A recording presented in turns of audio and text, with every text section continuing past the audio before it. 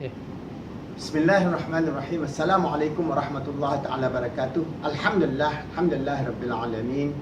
Wassalatu wassalamu ala asyrafil anbiya wal mursalin wa ala alihi wa sahbihi ajma'in. Alhamdulillah.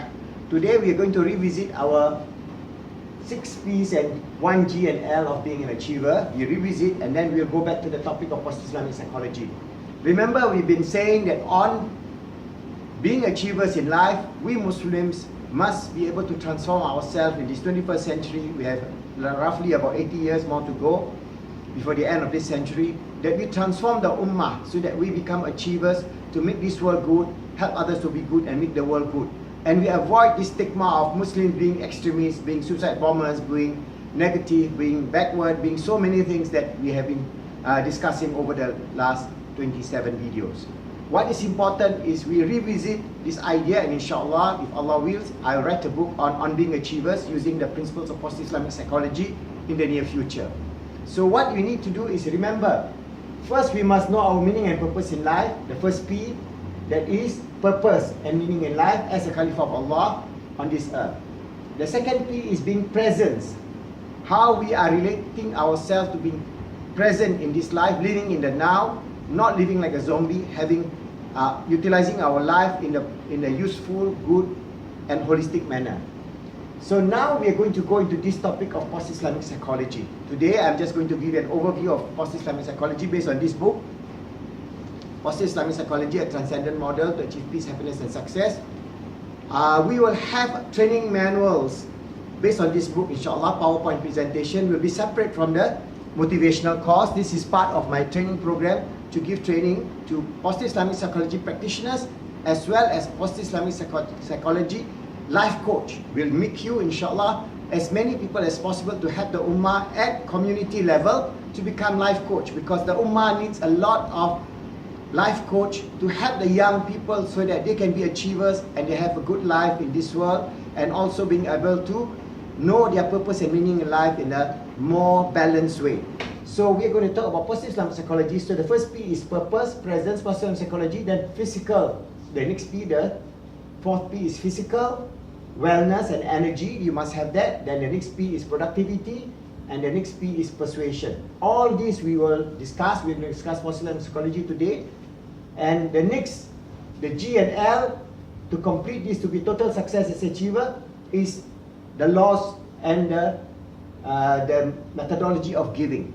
In Islam, that means we have the G, and then everything culminates with love, hubbullah and hubbul ibad, so that we have total success as achiever in this world, and then we see ourselves living in the realm of the spiritual, emotional, mental and physical, helping ourselves, helping others, and helping the world to become good, making it as good as possible for Muslims and all human beings and all creatures on earth living in balance, achieving a wonderful 21st century as our strength as an ummah that is based on the wonderful deen of Islam.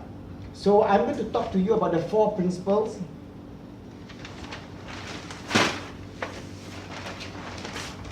The 4 basic principles in the book. It will be a very long topic if we're going to discuss every single one, because this we will cover in a separate course program for our PIP practitioners and PIP life coach. The first principle of post-Islamic psychology is first understanding the creator and the created universe. We cannot run away from it.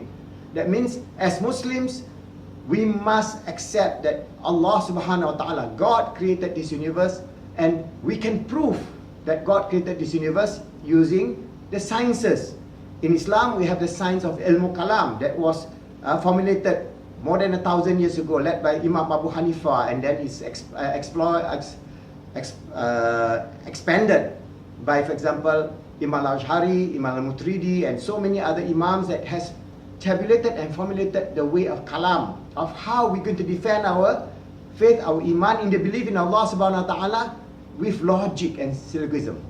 That is very powerful tool, and we must have a deep knowledge so that we are able to then argue with or discuss wonderfully with those who do not believe in God. Because a lot of the so-called atheists say there's no such thing as God, but we can tell you that the belief in God is fundamental to the nature of human being. We are imprint our DNA, our spiritual DNA. Allah subhanahu wa ta'ala infused the belief in Allah subhanahu wa ta'ala, belief in God, in ourselves, from the perspective of our existence. So we have to be able to describe that. So in the book we describe how Allah is eternal, everlasting, and there's no partner. He's one and only, and so on, using the basis of the logic of Ilm Kalam. Apart from that, also we have to understand quantum physics and how we can relate ourselves to the new sciences in the modern world. So how Allah fine-tuned this universe and created this universe so perfect that it's impossible that this universe can exist without the creator, that is God, or Allah subhanahu wa ta'ala. So we will go into detail in this first principle because there's more than 70 pages on understanding this first principle. The second principle is the holistic transcendent nature of the human self. So PIP starts with this: realizing God, believing in God, worshipping God. Then we start with the nature of the human self. Who are we? We are created by Allah subhanahu wa ta'ala having at least 4 realms: the spiritual, emotional, mental and physical realm that's embedded in us. And when we discover this 4 realms, we discover the wonderful life of joy, happiness, fulfillment and success in this world and the hereafter. So it's very important for us to know that we are not a creature of material things.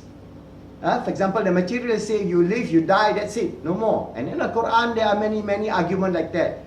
People in the past, they say if we become rotten, dried bones in the grave, how can we be resurrected? Then Allah tells us, just like you were created, you will be then recreated again, even to the tip of your fingertips. Allah is able to do that. So there is, for Allah, the creator is not a problem. So we must know our transcendent nature of the 4 realms that we have, which I have discussed in quite detail. That is the S, E, M, and P. The spiritual, emotional, mental realm that is important for us to master. Because if you want to be an achiever, you must master your spiritual, emotional, mental, and physical realm.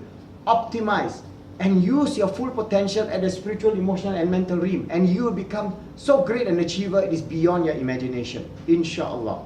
Because that is the gift from Allah subhanahu wa ta'ala. And we will discuss this in detail in our PowerPoint presentation for those who are interested in becoming PIP practitioners, as well as those who want to become life coach as part of their self-development program.